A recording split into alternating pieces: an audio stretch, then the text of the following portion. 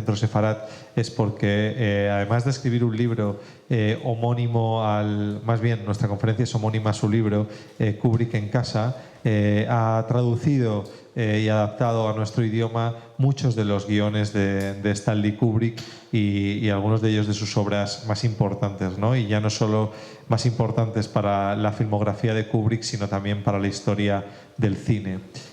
Por tanto, estamos muy contentos de poder tener esta conferencia de aquí, que ya saben que además este mismo mes hemos proyectado una de las primeras películas de Stanley Kubrick, Killer Kiss, dentro del ciclo de grandes directores de cine judíos, que continuaremos, ya les adelanto, el mes que viene con Steven Spielberg, concretamente el 3 de marzo.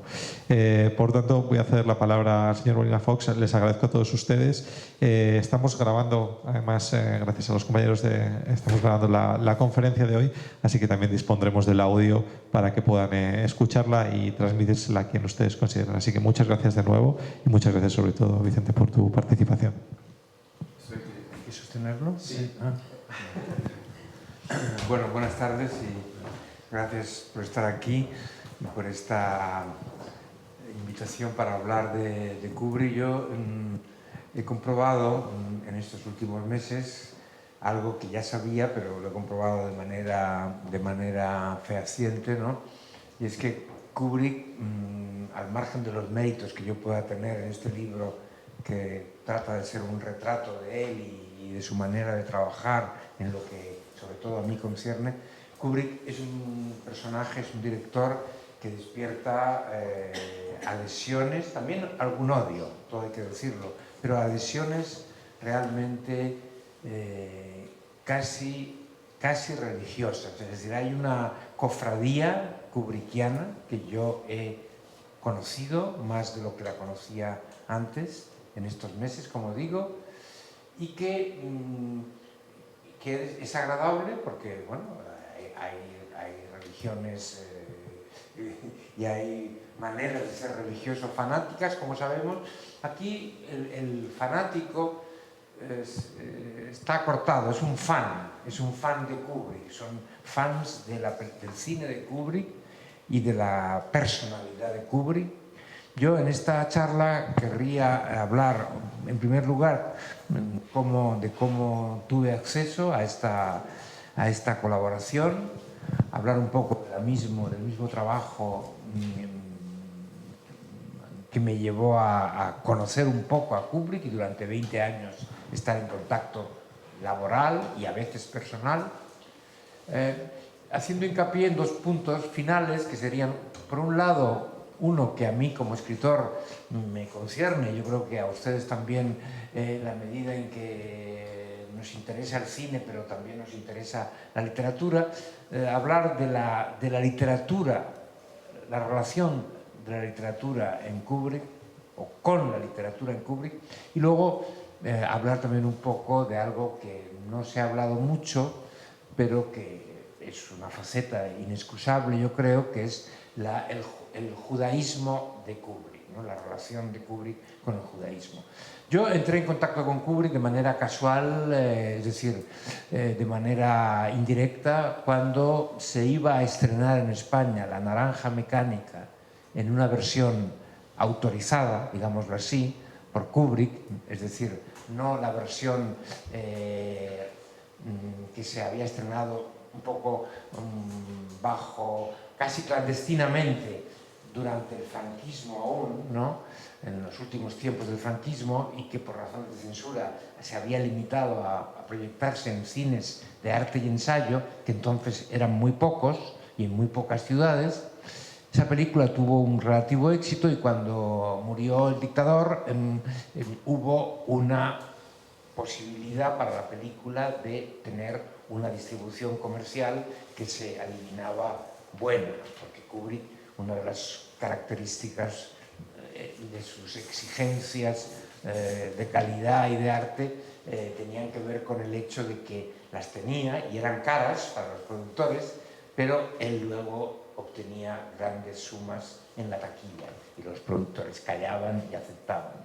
Entonces, esta versión de La Naranja Mecánica le llegó a un director que ya había traducido, que ya había, perdón, hecho el doblaje de una película anterior en la que yo no intervine, Barry Lyndon, que es la primera vez que Kubrick tuvo la posibilidad de exigir a la producción, a los productores, que era la Warner Brothers de Hollywood, un doblaje para los países donde se doblan las películas, como España, que él mismo pudiera controlar, eligiendo al director que haría el trabajo dramático, no con dobladores profesionales, sino con actores elegidos por Kubrick, y que el director elegido dirigiría en el doblaje.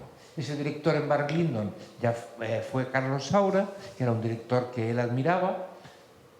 Carlos Saura hizo trabajo, Barry Lyndon, la versión que anda por ahí, si no la han cambiado, porque por desgracia ha habido últimamente cambios en estas películas que Kubrick con tanto esmero se encargó de que estuvieran traducidas y dobladas por los elegidos por él. Pero bueno, eso es un capítulo aparte.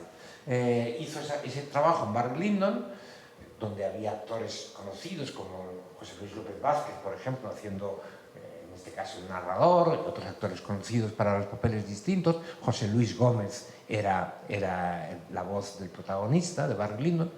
Ahí me hubiera gustado hacerlo, pero ahí no llegué yo entro más tarde, cuando se recupera tardíamente una película anterior a Barry Lyndon, que era esta que les digo, La Naranja Mecánica, donde además la dificultad del diálogo, es decir, de los diálogos que procede de la novela de Anthony Burgess, que adapta a Kubrick, es especial porque, si ustedes la han visto, pues recordarán que se habla en una especie de idioma inventado, el Nadsat, como lo llamó el novelista, y que Kubrick respetó. Ese Nadsat hay que inventárselo en cada lengua, un equivalente fonético y con un cierto sentido. Y cuando a Saura le llegó una versión de esos diálogos, más que él, su pareja de entonces, que era la actriz Geraldine Chaplin, que sabía muy bien inglés, claro, por ser de ahí, pues dijo, este guión no tiene mucho sentido, tal. Y bueno, ahí aparecí yo, porque yo vivía entonces en Inglaterra, y Kubrick, yo había tenido alguna cierta relación amistosa y a través de la crítica de cine, etc. Y bueno, un día me llamó y me dijo, ¿tú querrías hacer ese trabajo de traducirlos? Yo dije que sí. Fui a la casa de Kubrick, en ese viaje no le conocí, pero conocí a su cuñado y productor, Harlan, y bueno, ahí empieza esta historia. Esta historia continúa 20 años, hasta la muerte de Kubrick, haciendo los diálogos de La Naranja Mecánica, El Resplandor, Senderos de Gloria, que es una película antigua que él rescata para este mismo tratamiento, digamos, de calidad. Después hice La Chaqueta Metálica y finalmente Eyes Wide Shut, que naturalmente tanto yo como el propio Kubrick querían que no se llamara así. Kubrick quería que se llamara en otros países un título traducido. Todo eso lo explico en el libro que he escrito, porque para mí fue un pequeño inconveniente el que ya poco después de morir él, cuando la película aún no se había estrenado, él hizo en la película, la terminó, hubo un pase de prueba, digámoslo así, en el que la vieron en Nueva York los productores y la pareja protagonista, Tom Cruise y su mujer, y Nicole Kidman, y les gustó. Ahí estaba la película prácticamente terminada, aunque hay gente, yo entre ellos, pero también el co-guionista y algún otro colaborador cercano, piensan que Kubrick hubiera seguido trabajando, como era propio de él, el perfeccionismo y el pulimiento del trabajo. Llegó la Navidad, yo estaba trabajando ya en los diálogos y en el posible título traducido al inglés, al español, del inglés tan difícil como es Eyes Wide Shut, que es una especie de refrán invertido, ¿no?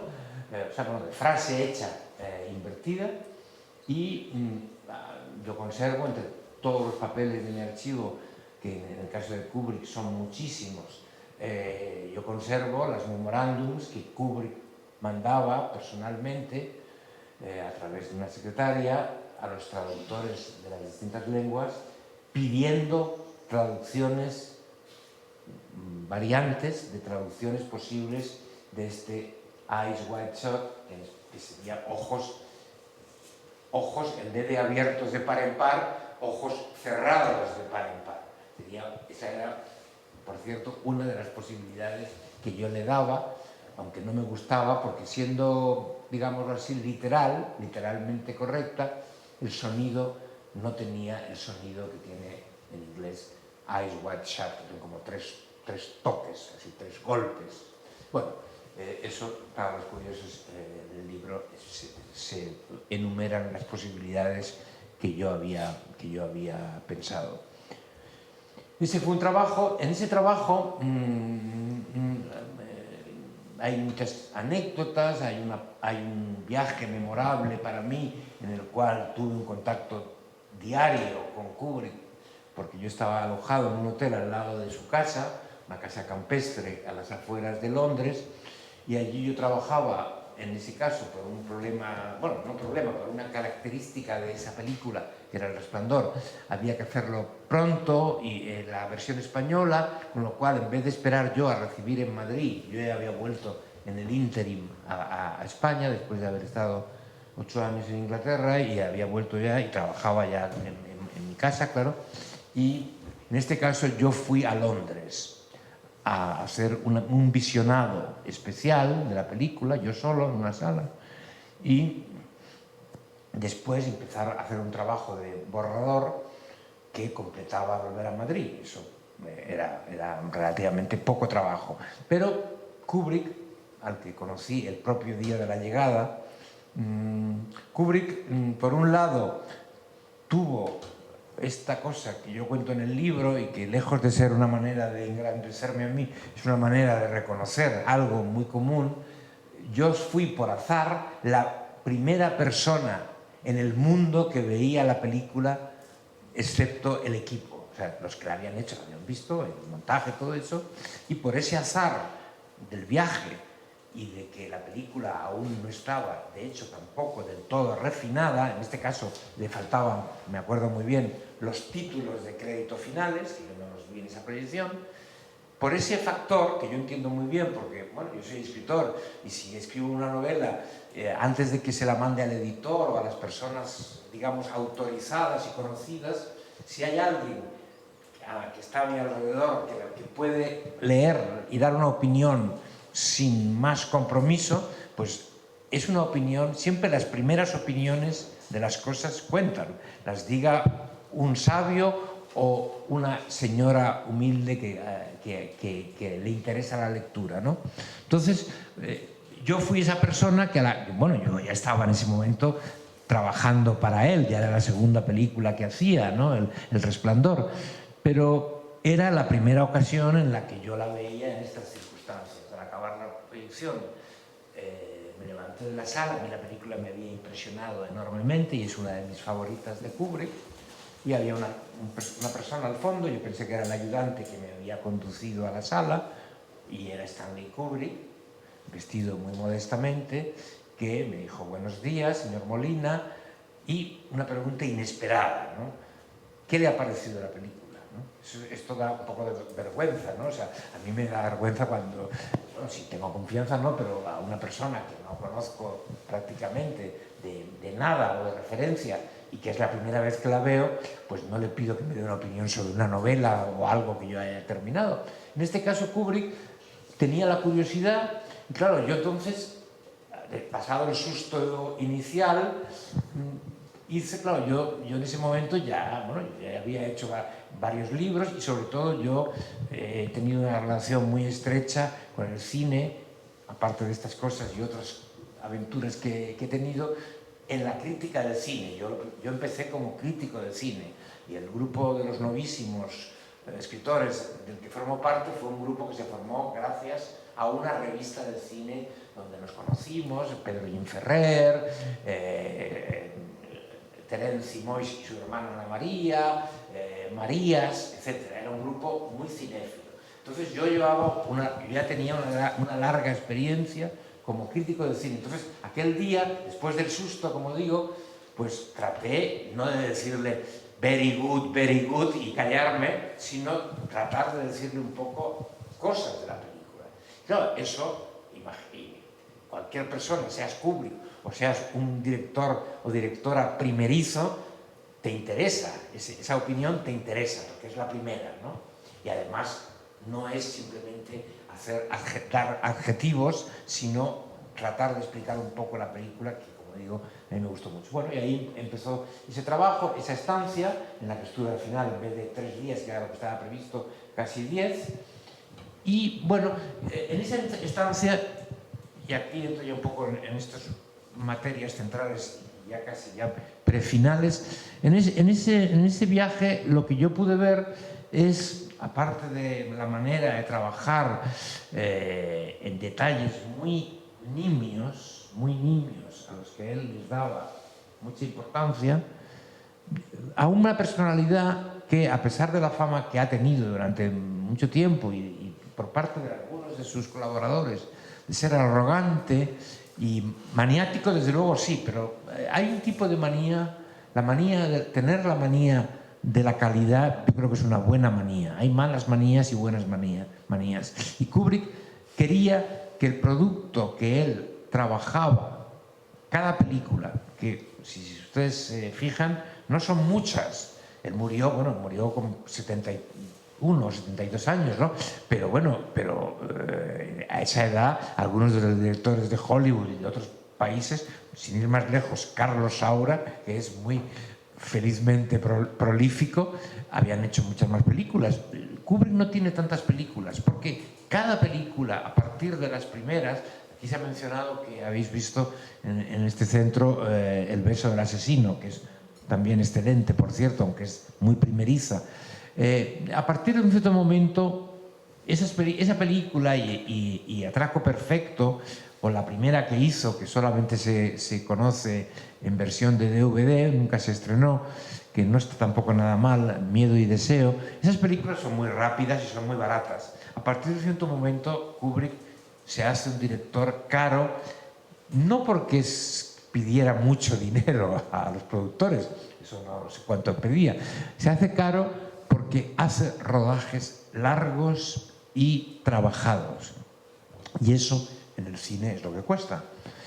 Así empieza una carrera en la que al principio tiene que batallar por eso, y a partir del éxito mundial inesperado y apoteósico de 2001, Kubrick se ve en una posición como para pedir a los productores este tipo de trabajo, que implicaba dos cosas.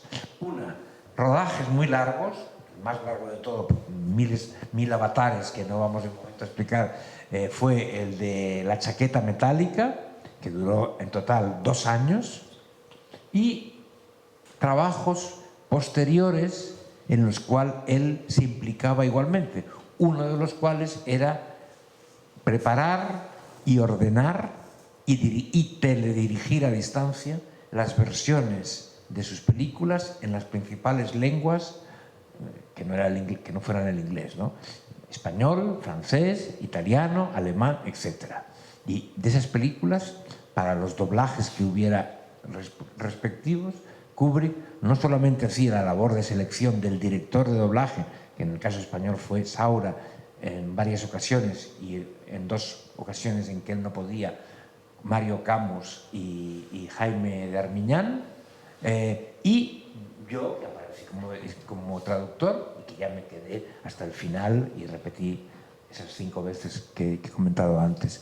Entonces, no solamente eso, sino que él tenía que se hacía mandar las voces de 3 o 4 actores para cada uno de los personajes centrales de la película. Actores, como digo, actores profesionales, no dobladores profesionales.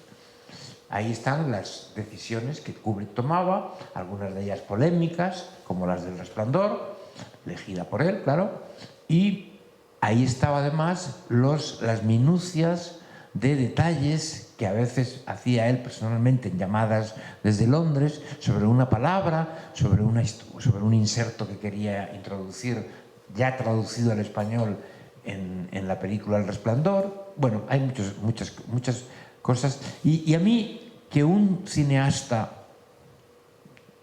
que arrasaba en la taquilla en todas partes, y eso lo siguió haciendo hasta el final de su vida, y aún ahora hay ciclos Kubrick y películas de Kubrick y packs de Kubrick, etc., que un director que trabaja, digámoslo así, a gran escala, es decir, que no se trata de un director minoritario.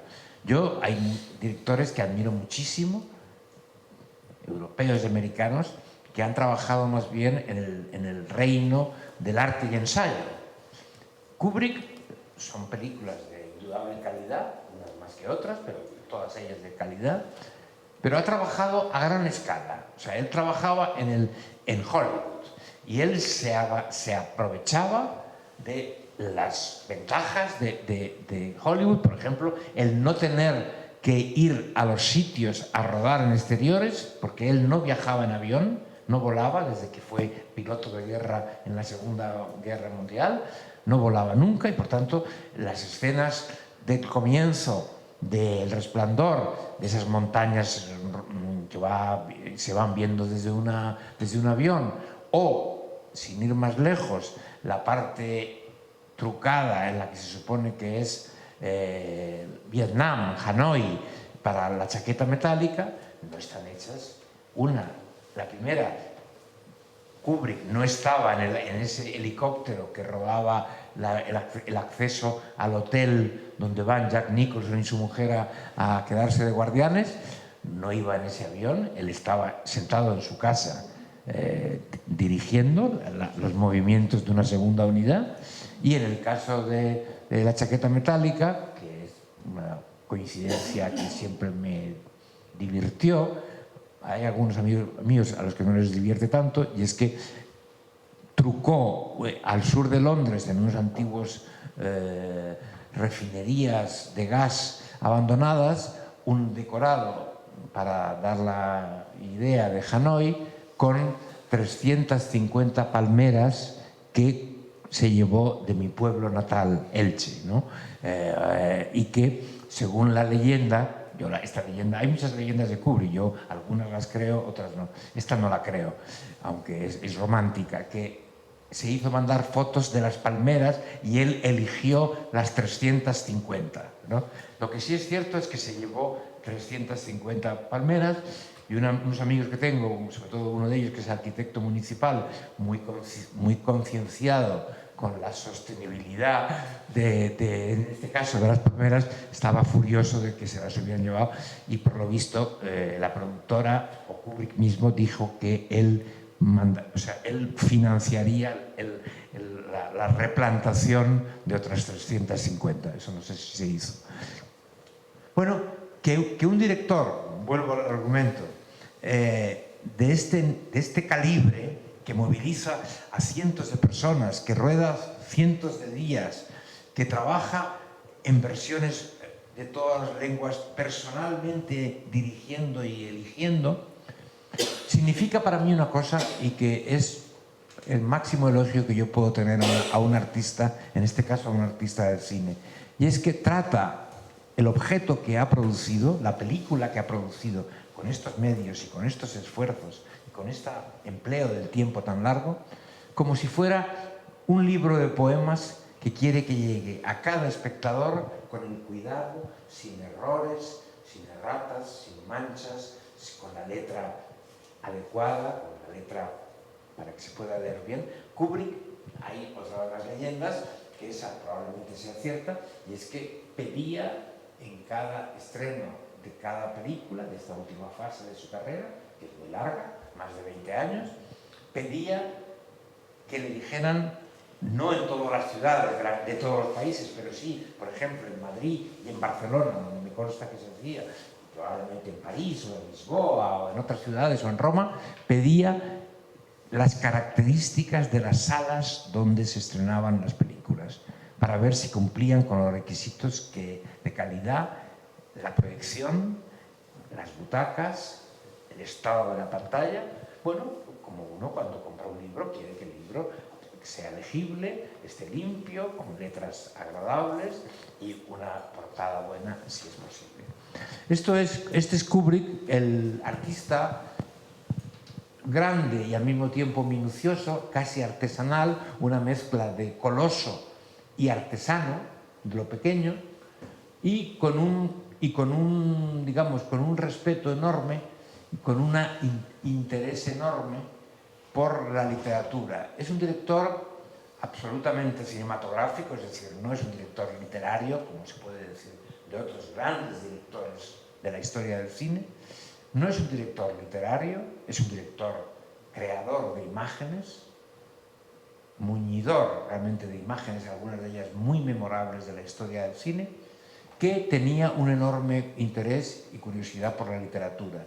Y de hecho, la mayor parte de sus películas no solamente tienen, eso es frecuente en el cine americano, la base de una novela, como lo tienen las de Kubrick, sino en el caso de Kubrick, escritores como guionistas.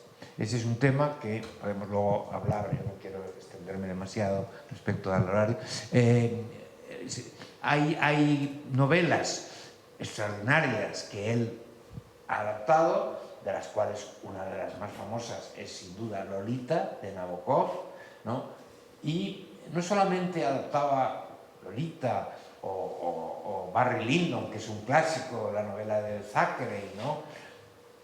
O la novela famosa, sobre todo para los que les gusta el género de terror, la novela El Resplandor de Stephen King, o la última, la película póstuma, esta intraducible Eyes Wide Shut, que es una novela extraordinaria de Schnitzler, ¿no? Que llevaba además Kubrick muchos años pensando en adaptar al cine. No solamente estas novelas de calidad llevadas por él, sino en casi todas ellas trabajando con escritores que fueran guionistas para él, ¿no? En el caso de la Lolita de Kubrick, además se da la circunstancia de que ahí no interviene Kubrick en el guión él se lo ofrece al propio Nabokov, al que le divierte la idea de hacer un guión de cine, como una extravagancia, y lo hace, yo creo que lo hace muy bien, y luego es además uno de los escritores, de los pocos escritores que hay, que al acabar la adaptación de una novela suya dicen estar contentos, porque lo normal es que los escritores abominen de las películas, las cobran, pero luego abominan, ¿no? Entonces, en este caso, sin duda la cobró bien, puesto que era una superproducción con un gran reparto de la época, James Mason, Peter Sellers, Shelley Winters, etc. Y el descubrimiento de esta muchacha que acaba de morir, por cierto, ya mayor, Sue Lyon, un icono sexual.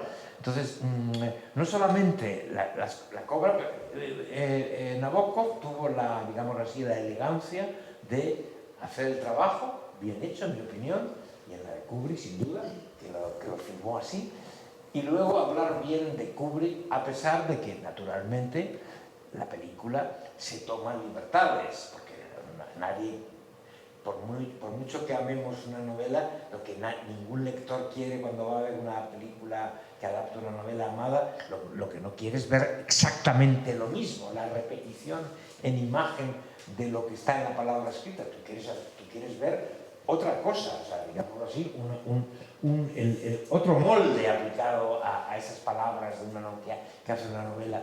Y Nabokov lo entendió esas libertades y habló muy bien, muy generosamente, no sé si por educación de la alta nobleza rusa de la que procedía o porque lo opinaba de verdad.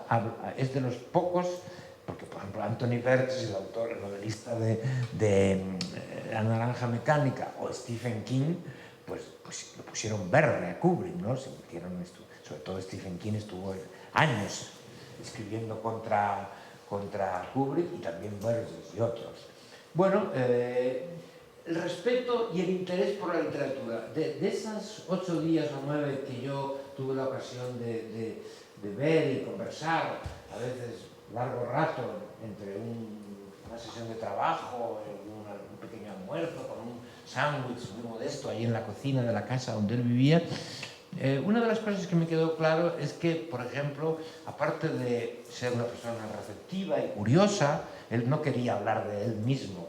Él ya suponía que tú sabías cosas de su carrera y de su vida. Él quería hablar, en mi caso, por ejemplo, de España, de la situación en España, cuando estábamos en la transición, que es el momento en el que yo llego allí, de los directores de cine español, de la guerra civil española, sobre la que él habría querido hacer una película, aunque en la entrevista larga que me concedió y que está publicada como apéndice del libro, él lo dice, él creía que la película de la guerra civil española la tendría que hacer un español, ¿no? Bueno, yo creo que se podía hacer un español, de hecho, poco después, años después, hizo una película, un inglés, Ken Loach, y bueno, ya también los españoles también las han hecho, evidentemente, ¿no? Tanto de una manera realista como de una manera metafórica, como es, por ejemplo, una película de Saura, La casa, ¿no? Bueno, él era una persona curiosa, pero y una persona muy leída, es decir, no solo leía aquellos libros como hacen otros directores y lo confiesan, no solo leen las novelas que les parece que pueden ser filmables, ¿no? Kubrick era un lector de literatura y tenía una muy buena biblioteca allí y le gustaba hablar de literatura. Entonces, bueno, eso naturalmente a mí me impresionó y fue también motivo de muchas conversaciones, y era, digámoslo así, lo que yo entendía que le llevaba a poner tanto cuidado en la palabra escrita, que luego pasa en el cine a ser palabra dicha, pero también antes previamente escrita. Claro, las películas están escritas en el guión, como todos sabemos. Es muy importante cómo las diga el actor. Ahí empezaba la minucia de Kubrick, que hacía repetir infinitas veces las cosas cuando no quedaba contento. Hay veces en el cine, sobre todo en el cine español, que tiene una industria mucho más pobre en comparación con estos cines y más el americano, pues a veces hay problemas de dicción o de memoria o de fallo del actor que se tratan de paliar, pero a veces no hay tiempo. Sobre todo esto pasaba más cuando el cine, que ha sido su más larga historia, claro, era el celuloide, ¿no? Y el material se gastaba y los productores estaban con un garrote siempre vigilando para que no hicieras demasiadas tomas de los planos en cuestión. Con el digital esto ha cambiado porque se puede borrar la cinta y no se gasta la cinta, ¿no? Bueno, Kubrick era muy cuidadoso también en esto, y eso se nota no solamente en la elección de grandes actores, de bellas voces y bellas dicciones muy importantes, incluso cuando la película, por ejemplo, como La chaqueta metálica, solamente se dicen tacos, ¿no? Durante una hora al menos, la primera parte, son los tacos militares brutales que dice el instructor a los soldados, a los reclutas que están aprendiendo su oficio, sino cuando hay, pues, grandes actores, pues, por ejemplo, o grandes roles como en Espartaco, cuando habla Laurence Olivier, que da gusto verle haciendo del senador romano, o en otras películas parecidas, ¿no? Entonces, no solamente eso, sino también la fidelidad que él buscaba en lenguas en las que no conocía. Yo querría terminar esto, ligándolo con la parte, digamos, de los contactos literarios, con una pregunta que a raíz de la muerte de Kubrick, de la muerte inesperada de Kubrick, han pasado ya años, pero en su momento se sacó a relucir, y a veces se saca a relucir, que es un poco la personalidad dentro de las facetas que todos tenemos en nuestra personalidad, la faceta religiosa, ¿no? Porque en un momento dado, uno de los libros que se hicieron, mucho antes de que yo haya hecho mi librito Kubrick en casa, al morir Kubrick en los años posteriores, algunos de los colaboradores hicieron memorias de su trabajo con Kubrick. Y uno de ellos fue, y sigue vivo, un novelista inglés muy interesante y profesor y crítico también, Frederic Raphael, también judío británico él mismo, que toca ese tema en un capítulo de esta memoria sobre Kubrick que él escribió hace ya años. Él sostiene la teoría de que Kubrick, bueno, la teoría o la evidencia más bien, porque es una evidencia, de que Kubrick, nacido de una familia judía, fue, como hay en todas las religiones, no solamente en la judía, fue un judío de nacimiento, criado en un ambiente judío, pero no practicante de la religión, no practicante. Algo que, por lo visto, ya le venía de sus padres. Sus padres eran unos judíos europeos que se instalaron en Nueva York, vivían en un barrio muy judaico, el Bronx, entonces el este del Bronx, que era una zona entonces muy favorecida por los emigrantes de origen judío, europeos, rusos, etc. Allí trabajaban en una tienda, de productos variados que tenía el padre. Pero, por ejemplo, el padre, Jacob Kubrick, Jacobo Kubrick, se cambió el apellido bastante, el nombre, y se puso Jack Kubrick, ¿no? Y según cuenta Rafael de sus conversaciones con Kubrick, yo ese tema religioso nunca lo hablé con él, no hubo ocasión o no tuve curiosidad en ese aspecto. Rafael, hablando con Kubrick, le dijo, sí, mis padres eran judíos, pero por ejemplo yo no he hecho los ritos, no he cumplido con los ritos ni iba a la sinagoga, porque a mis padres tampoco yo les veía ir a la sinagoga con la regularidad de otros amigos míos del colegio, etc., ¿no?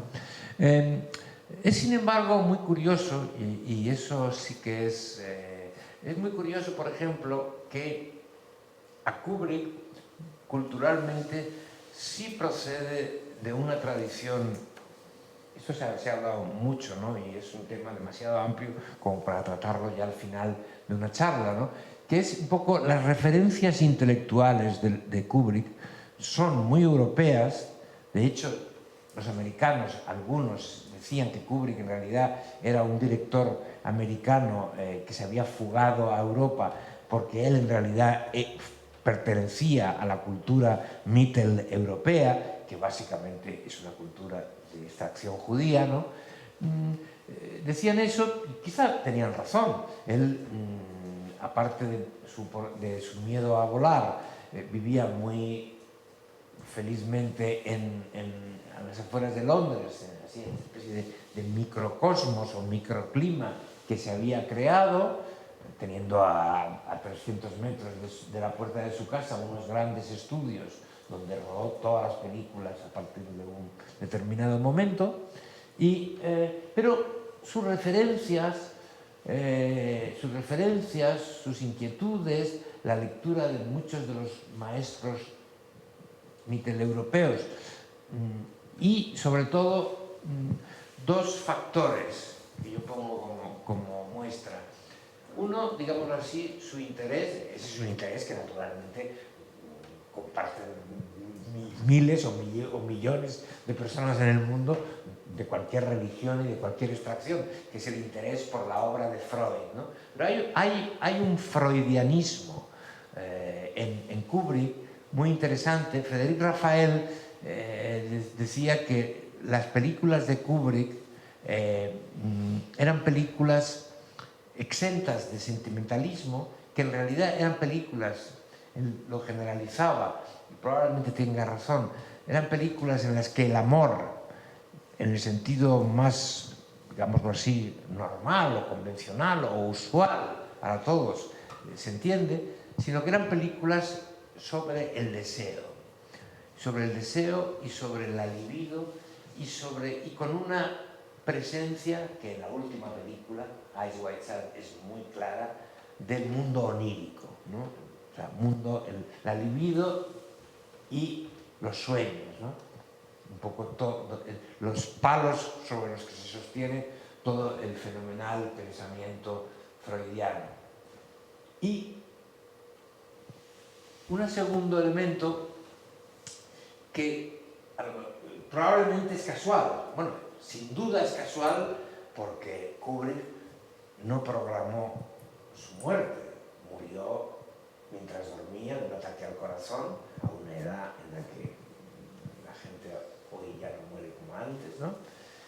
Por tanto, su película póstuma probablemente, sin duda, no habría sido póstuma si él hubiera seguido trabajando. Él estaba lleno de proyectos, algunos de los cuales se hicieron. O sea, él tenía dos proyectos, uno que le regaló aún en vida, aunque se hizo después, a Spielberg, que es Inteligencia Artificial, que era un guión que el propio Kubrick había trabajado durante mucho tiempo, que se lo regaló a Spielberg y hizo una buena película, en mi opinión, y sobre todo su famosísimo y yo creo que irrealizable proyecto sobre Napoleón, del cual ahora ha quedado un gran libro como esqueleto de ese proyecto que nunca se hizo, ¿no?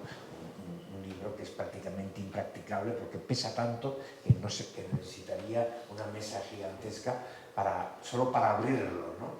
Y para leerlo pues también hay que tener grandes bíceps para mantenerlo y pasar las páginas. Pero bueno, ese era un proyecto muy avanzado de Kubrick, muy avanzado, sobre el que él trabajaba, lo dejaba y hacía una película, pasaban 4 o 5 años, volvía a Napoleón, trabajaba un poco más. Este libro publicado por Taschen de Napoleón es un libro riquísimo en material. Están bocetos de los decorados, vestuario, partes del guión. O sea, no era una idea que él tuviera, ¿no? Era un desarrollo que nunca llegó a buen puerto. Y, claro, y otros más. Él quería hacer una novela de un autor judío, una novela que trata sobre el Holocausto, que hubiera sido interesante en él, de Louis Begley, un americano, y bueno, y hace Eyes Wide Shut y muere. Pero claro, esta muerte convierte esta película, aparte de otras resonancias que tiene freudianas, como por ejemplo el hecho de que naturalmente la película está articulada en torno a dos sueños, sobre todo el que tiene el sueño, una especie de obsesión-sueño, ¿no? de Nicole Kidman, de esta aventura que pudo tener y no tuvo, estando ya casada con Tom Cruise, con un hombre al que conoce, un militar al que conoce en un balneario, y luego que la última palabra que se dice en la última película de Kubrick sea fuck, es decir, follar, ¿no? Que esa sea la última palabra del cine de Kubrick. Eso a mí me ha parecido sintomático. Pero luego hay otro elemento, y con esto ya termino, y paso, si quieren ustedes a responder lo que ustedes me pregunten. Esa película es una novela que llevaba también muchos años queriendo hacer, como llevaba queriendo hacer Napoleón, que es la novela Relato de un sueño de Schnitzler, escritor judío, muy judío, es representante muy esclarecido, digamos, de esa Mitteleuropa y de esa cultura creada en un entorno de cultura judía. Y para ese guión de Schnitzler, Schnitzler murió muchos años antes de Kubrick, llamó a Frédéric Raphael, este hombre judío británico, al que me he referido antes, y trabajan juntos. Rafael es un guionista, aparte de novelista y profesor, como he dicho, es un guionista celebrado, ganó el Oscar, trabajó para Stanley Donen en unos guiones estupendos, ¿no? O sea, era un hombre muy sabio. Y bueno, ahí hay esa despedida del mundo de este hombre que nunca fue a la sinagoga y que su judaísmo maliciosamente comentado por uno de los colaboradores que no quedó contento de Kubrick, uno de los que ya me he referido al comienzo, que es Michael Herr. Michael Herr es un periodista americano, autor de un libro que tuvo éxito, que aquí también salió en España, Despachos de guerra, sobre la guerra de Vietnam. Trabajó como co-guionista en Apocalipsis Now de Coppola y trabajó como guionista en la película de la guerra de Vietnam, me he referido antes, La chaqueta metálica. Este Herr habla bien de Kubrick, pero incurre en un par de tópicos. Dice que Kubrick, como buen judío, era tacaño, ¿no? Y luego habla de que él había vivido al margen de la religión, pero él pensaba que él era en el fondo muy judío. Son opiniones, ¿no? A mí lo que me interesa es un poco esta coincidencia, con interrogación, de que la despedida del cine de este no creyente o no practicante, más bien, fuese con una película en la que los ritos, no religiosos, pero los ritos son tan importantes y los autores sean tan evidentemente judíos. Nada más.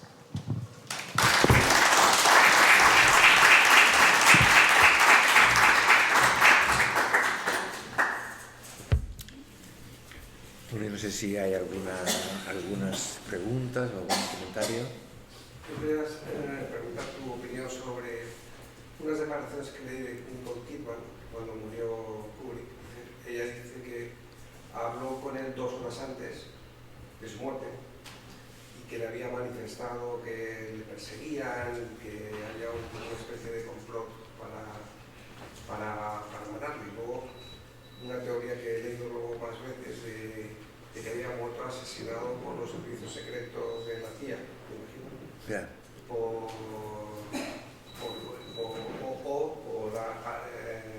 Su relación con los Illuminati, ¿no? Que parece que tenía. O sea, esto que la película, digamos, en la última película, o sea, una secta, digamos. Ya, bueno, no. Sí, es que esto, claro, este es un tema que nos daría para largas sesiones, porque hay muchas leyendas. Yo aquí me he referido a alguna, pero a las más inocuas, ¿no? Pero hay muchas leyendas. Eso, por ejemplo, referente a 2001 y a su relación con extraterrestres. Las que hay sobre El Resplandor son enormes. Filmó el aterrizaje. Exactamente, eso que lo. Estudio. Sí, exactamente. Y luego, pues todas las que hay sobre las habitaciones del Resplandor. Bueno, ahora se ha hecho una película reciente, hace unos meses, que es una continuación del Resplandor. Kubrick genera leyendas, hay interpretaciones esotéricas, muchísimas, hay cosas muy curiosas, pero bueno, esas sí que son verdad. O sea, por ejemplo, Kubrick rodó, esto yo pensaba que era una leyenda hasta que me di cuenta que no era leyenda, que era verdad, porque yo tenía además la prueba, que yo creo que es no sé si es la única, pero yo desde luego la tengo. El Resplandor él rodó otro final para El Resplandor. Yo había oído hablar de eso, y en internet y no sé qué, y la gente de los kubrickianos acérrimos decían, no, es que yo, la película que vi aquella mañana, que he contado aquí, siendo la primera persona que la veía, y luego al cabo de una semana ya se estrenó en Estados Unidos, en unos preestrenos que no fueron bien, entonces él cortó cosas de la película, en fin, es una historia que se cuenta en el libro, pero aquella mañana yo la película que vi terminaba como termina ahora, con el hombre Jack Nicholson congelado en el laberinto y ese acercamiento de la cámara por el bar hasta la pared donde está la foto de él mismo en el año 1921 y mientras suena una canción de Cole Porter. Eso es lo que yo vi. Se decía que había una continuación y yo estaba convencido de que era una mentira más. Una mentira en este caso para desacreditarle, porque hay leyendas favorecedoras y leyendas desfavorecedoras, ¿no? En el caso de Kubrick, bueno, y quizá en todos, pero bueno, en el caso de Kubrick las tiene a raudales. Hasta que, esto es una cosa que cuento en el propio libro, claro, cuando yo estaba escribiendo el libro, hace un año, un poco más, bueno, yo soy muy papelero y conservo muchas cosas en archivos que luego tengo depositados en un sitio, entonces allí yo estaba trabajando en cosas, datos de la película y estaba comprobando un detalle del Resplandor, de la que yo tenía bastantes guiones, como se hace en el cine. Muchas veces cuando una película está en proceso hay tratamientos distintos del guión durante el rodaje y a veces durante el montaje, y que están diferenciados a veces por el color del papel, cuando todo esto se hacía aún en papel, ahora ya no se hace, claro. Entonces yo de repente un día, buscando algo, que no recuerdo, algún dato de un diálogo o tal, vi que había un guión que en la primera página, era de color azul si no recuerdo mal, que era un guión que yo no había trabajado en él, porque lo había dejado obsoleto, uno que había recibido o antes o después, en el cual la duración, que la pone siempre, era en inglés, claro, running time, ¿no? Que es el metraje, la duración, vi que era un metraje distinto a los que yo tenía en todas las demás versiones, y me extrañó, y además de una fecha bastante tardía, es decir, que no era un preliminar. Entonces lo vi y fui al final y me encontré con la sorpresa de que en efecto había un guión, o sea, había una secuencia que era posterior a la foto y que es una secuencia que después en internet ahora ha desaparecido, curiosamente. Dicen que porque alguien la ha comprado y la ha secuestrado, la ha quitado de YouTube. Yo la llegué a ver, no la secuencia entera, sino planos de la secuencia, y que es el final. El final no acaba como acaba, sino que, o sea, se ve al hombre, o sea, se ve a Nicholson congelado. Ahora no recuerdo si antes o después está la foto, pero hay un estrambote metido, y es que es la llegada a un hospital del manager del hotel que aparece al principio, no me acuerdo cómo se llamaba el nombre, ¿no? En fin, tenía un nombre, y visita a la madre y al niño que han sobrevivido a la tragedia, evidentemente, como en la película, y van allí. Entonces es una escena como de comedia americana. Hola, buenos días, señora Torrance, ¿cómo está usted? ¿Ya se ha repuesto? Pues sí, aquí estoy, el niño, aquí está. Entonces una especie de extraña. Vamos, ¿por qué no se vienen unos días a Florida, que yo tengo una casa, a descansar de esta pesadilla que han vivido ustedes? Entonces, y eso, de repente, eso se rodó, o sea, eso está escrito y se rodó, y Kubrick lo cortó, evidentemente.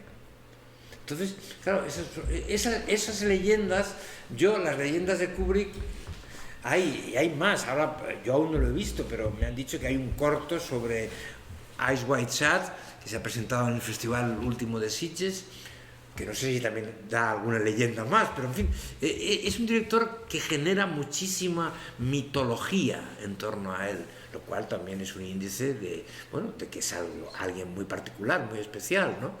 Porque hay otros. Asesinado, parece que no era eso, porque yo además estuve, o sea, esa película cuando se hizo, o sea, bueno, ya he contado que hubo esta cosa del título, que yo estaba trabajando y tal, de repente murió, yo me enteré pues por los periódicos, claro, y hubo un silencio. O sea, los últimos memorándums que yo tengo son de, si no recuerdo mal, de diciembre, de principios de diciembre, él muere en marzo, si no, El 7 de marzo del 99. el 7, veo que usted también pertenece a una secta de Kubrick, ¿no?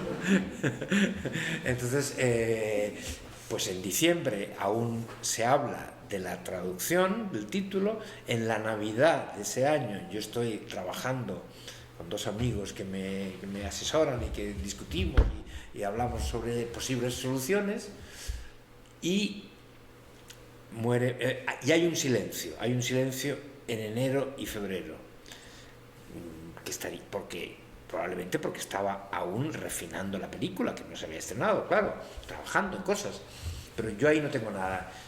Llega la noticia de la muerte y bueno, inesperada, bueno, por este infarto, esta cosa de corazón, y al cabo de 15 días o poco tiempo, 3 semanas como mucho, yo recibo un fax, era la época aún del fax, claro, un fax diciendo que no me esfuerce en buscar traducciones al título porque Warner Brothers ha decidido que se llame Eyes Wide Shut, que es un título además impronunciable casi, que es muy difícil de decir en inglés bien, digámoslo así. Bueno, y luego preparan un viaje, y Saura fue el director de doblaje, en el que íbamos a ir Saura y yo, como es por España, el director francés Patrick Chéreau, que iba a ser el traductor del doblaje, y el traductor, que era un escritor que yo no conocía, el alemán. Bueno, éramos 8, Italia, Alemania, España y Francia. Saura al final no pudo venir, Saura la vio después, y yo hice el viaje. Yo hice luego un viaje en coche hasta la casa de Kubrick con Chéreau, que al final no hizo el doblaje, no lo dirigió, pero bueno, sí estuvo en la proyección, y allí vimos, y allí nos contaron la muerte, claro, su viuda, que es la que lo descubrió, ¿no? Muerto en su cama, no crimen, y luego pues yo quise, y me dijeron que sí.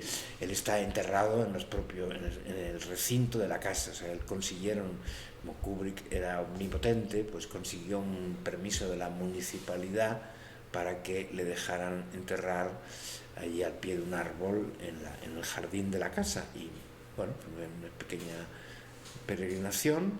Vimos la película en la cocina de la casa, donde él tenía ahí una pantalla instalada, aparte de otra sala más elegante, y allí pues en un ambiente muy kubrickiano, todos informales, la mujer, el cuñado y las hijas, unos sándwiches y una película que yo creo que no es la película que yo creo que es una película que él habría retocado, y creo que y otras personas, por ejemplo Rafael también lo opina en el libro ¿no? Yo creo que es una película que las últimas decisiones no son de Kubrick, son decisiones.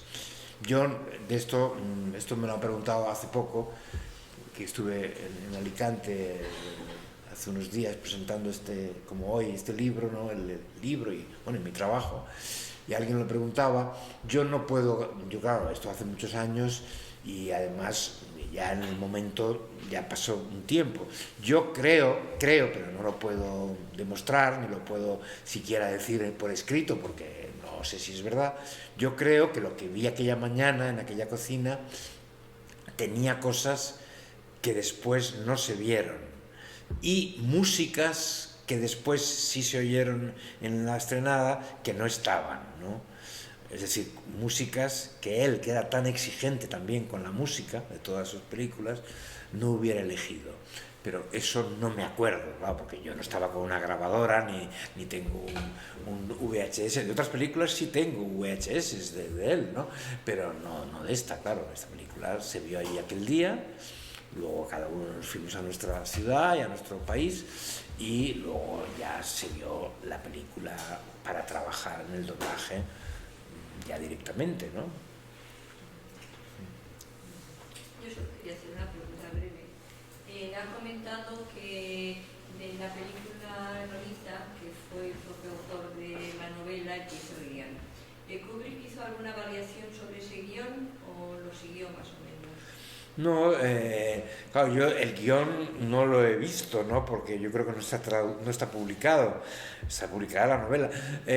Lo que yo creo que no, porque ahí los dos, Kubrick y Nabokov, en distintas ocasiones y en distintos medios, hablaban siempre muy bien del otro, ¿no? O sea, Kubrick hablaba muy bien de Nabokov y Nabokov de Kubrick, que es más difícil. Pues, por ejemplo, con Anthony Burgess, que al principio se llevaron bien, luego se llevaron fatal, ¿no? Y hubo acusaciones y tal. Kubrick decía que estaba muy contento con el guión, perdón, Nabokov decía que estaba muy contento con el resultado, con el guión lo hizo él. Es decir, que las libertades que hay respecto a la novela, en este caso, son del propio Nabokov. Por eso a lo mejor estaba tan contento. Sí, bueno, pero quiero decir que ahí no hubo discrepancia, ¿no? Ahí no hubo discrepancia. Porque yo creo que mucha gente cuando se queja porque encuentra mucha diferencia en el guión de la película con el libro. Claro, pero es que porque aunque efectivamente son medios totalmente distintos y no se puede hacer, por supuesto, igual que un libro, quizá la gente no espera encontrar algo totalmente distinto. Y la gente cuando se queja, se suele quejar de las diferencias que hay con respecto al libro. Sí, eso es normal. Que pueden ser mejores, indudablemente. Claro, sí, es que pero eso es un tema, claro, eso, yo... Es que como ha comentado que la gente espera ver otra cosa. Perdón, que la gente... Sí, ¿qué? es que usted ha dicho en un momento dado que la gente espera ver otra cosa. Y yo creo que no, la gente espera ver lo mismo. El libro. Claro, sabiendo las limitaciones o también cosas que amplía una película, pero en realidad la gente cuando se molesta es cuando los guiones son totalmente distintos, se desvían mucho del libro. Sí, claro, bueno, y sobre todo hay guiones que son, digámoslo así, versiones libres del libro. O sea, aquí en España hubo un caso que fue incluso a los tribunales. A Javier Marías le adaptaron una novela, una directora española, Gracia Querejeta, una novela de ambiente inglés, de Todas las almas. Aquí se llamaba de otra manera, la película se llamaba de otra manera, y esa película, lo que dijo Javier Marías, claro, es que ¿para qué haberle comprado los derechos cuando no se parecía mucho a la novela? Eso ahí tiene razón, ¿no? Ahí tiene razón. Pero bueno, lo compraron, lo pagaron, ¿no? Lo pagaron y luego hicieron unas alteraciones y unas más que alteraciones, se separaron de la novela, ¿no? Bueno, claro, yo en esto, o sea, en ese caso, yo le daba la razón a Javier Marías, pero lo que pasa es que yo dije una cosa una vez que cayó, era un congreso de literatura, un Hay Festival, yo dije, mira, hablando de cine y literatura, que siempre es un tema que despierta, yo dije, mira, el escritor, quizá yo lo digo porque ninguna novela mía ha sido llevada al cine, y unos cuentos los hice yo mismo, ¿no? Como los adapté yo mismo, ¿no? Pero yo creo que cuando un escritor vende los derechos de un libro, está vendiendo el derecho a la traición también. O sea, está el derecho, porque es que de alguna forma, y yo básicamente lo que soy es escritor, ¿no? Y novelista, quiero decir, yo creo que el cine tiene que volcar la novela, o sea, someterse de una manera fiel y casi esclava, digamos, servil al libro, yo creo que no es un buen resultado. Pero claro, sobre eso no hay normas. Yo creo que eso, por desgracia, no se puede teorizar. Hay que ir a cada película. Yo he visto películas de Madame Bovary, la que más me gustaba era la más convencional, la que hizo Vincente Minnelli hace muchos años en Hollywood, con Jennifer Jones. Era bastante infiel, pero recuperaba muy bien cosas de la película. Luego Chabrol hizo una película, una Madame Bovary en francés, muy francesa, con Isabelle Huppert, y yo no me gustaba nada, y era más fiel, digamos. Es que eso depende de cada película y depende de cada novela también, claro, ¿no? O sea, yo creo que Kubrick tuvo el acierto de proponerle a Nabokov hacerlo para comprar, no en este caso su traición, sino su complicidad, que la tuvo. Lo que yo no sé es cómo era el guión, porque yo creo que ese guión nunca se ha publicado. Yo al menos nunca lo he visto publicado. Y respecto a esto, ¿sería posible en esta época hacer esa película? Como hay tanto problema con la minoría de edad, con todo esto. No, yo creo que no. Dicen que la actriz tenía más años que los 16 que tenía Lolita. Sí, yo creo que esa película, que luego tampoco es enorme, tampoco es una película ni pornográfica ni nada de esto, pero simplemente por el tema, en estos momentos sería difícil hacer, yo creo también, sí. Lo mismo que hay otros libros y otras películas que ahora están en entredicho por esto, ¿no? O sea, son cosas que hay opiniones también para todos, ¿no? ¿Hay alguna otra? Yo quería preguntarle, porque una de las cosas que a mí siempre me ha fascinado de Kubrick era cómo rodaba las películas. Yo creo que es el mejor director, para mí, manera de rodar. Sobre todo la fotografía, porque él era fotógrafo, si no me equivoco. Él era fotógrafo, sí. Entonces yo creo que eso se plasma, de todos los directores que puedes ver sus películas en él, tú te das cuenta de los encuadres, la manera que tiene de rodar, luego creo que influye mucho en las películas que... Sí, hombre, eso es fundamental. Yo creo que influye mucho que él era un fotógrafo, hay no sé fotos. Si usted le comentaba hablando de fotografía. No, de esto no, eso no, porque no era... Literatura sí, ¿no? ¿Perdón? Sí, de literatura sí, pero... No, porque eso, claro, ya me hubiera gustado mucho, pero en fin, no era la ocasión. Yo llegaba siempre cuando habían acabado los rodajes. Yo estaba en algún rodaje, por ejemplo, vi rodar para una cosa que me pidieron hacer en el país y que implicaba ir a un rodaje y hablar con Woody Allen. Yo estuve en el rodaje de Match Point, en la película que era en las afueras de Reading, esta ciudad inglesa. Entonces, ese rodaje para mí fue muy sorprendente por un detalle, y es que yo había oído hablar, son las leyendas del cine, ¿no? Había oído hablar de eso y lo vi. O sea, él en el rodaje no dirigía la palabra a los actores. O sea, él estaba en la cámara o sentado. El periódico había pactado con la productora que le hacía una entrevista, que luego pusiera con comentarios y, en fin, una especie de retrato entrevista que salió en el Dominical. Habían pactado que mientras rodaba, o sea, yo no tenía un tiempo posterior para estar con él, yo iba al rodaje y aprovechaba las pausas para hablar. Tenía que buscarme la vida así, digamos, bueno, en fin, con la facilidad de que estaba pactado de antemano y con un coche de producción y todo eso. Entonces, yo estaba sentado ahí en un banquito, Woody Allen estaba al lado de la cámara, callado, en todo caso hablaba un momento con el director de fotografía, y cuando había el plano, estaban rodando en ese día Scarlett Johansson con el chico que no me acuerdo del actor, el actor joven. Sí, exactamente, sí. Y en un momento, y él se acercaba, y en un momento dado, Scarlett Johansson se le acercó a a Woody Allen, a preguntarle algo. Entonces él, muy amable, pero muy taxativo, dijo, no. Y le dijo, lo que está en el guión. Él, además, yo luego, claro, le pregunté sobre esto, claro, porque lo había visto. Y él dijo, no, claro, me dijo esto, pero me lo dijo así un poco como casi ofendido. Me dijo, bueno, claro, o sea, yo trabajo con grandísimos actores, ellos ya han leído el guión, se supone que lo han entendido, pues lo tienen que decir, nada más. O sea, claro, hay otros directores... No todos, porque hay directores que tienen fama de no querer hablar, o sea, de no querer explicarles las cosas a los actores.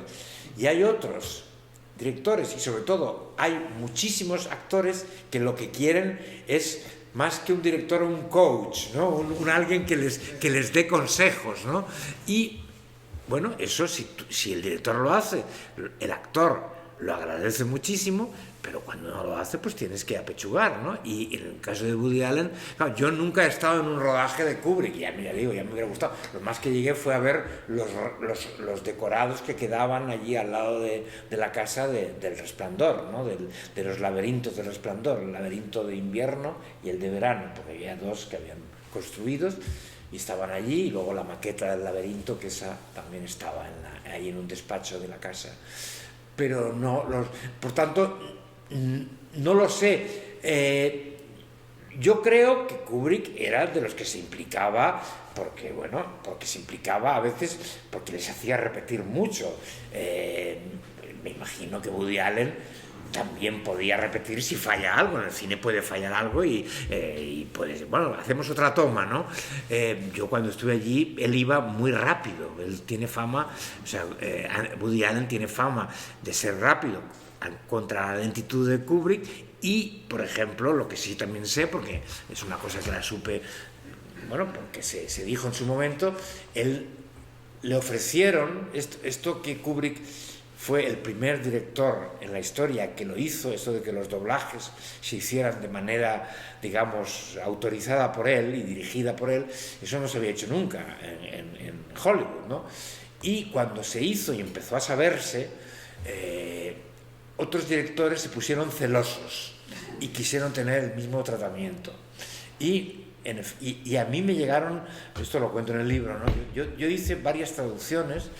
Me vino estupendamente porque, aunque los directores no eran de la talla de Kubrick, yo nunca los conocí, pero bueno, me pagaban, ¿no? Y era un trabajo muy agradable, ¿no? Al traduje además películas insospechadas, como por ejemplo Gremlins, ¿no?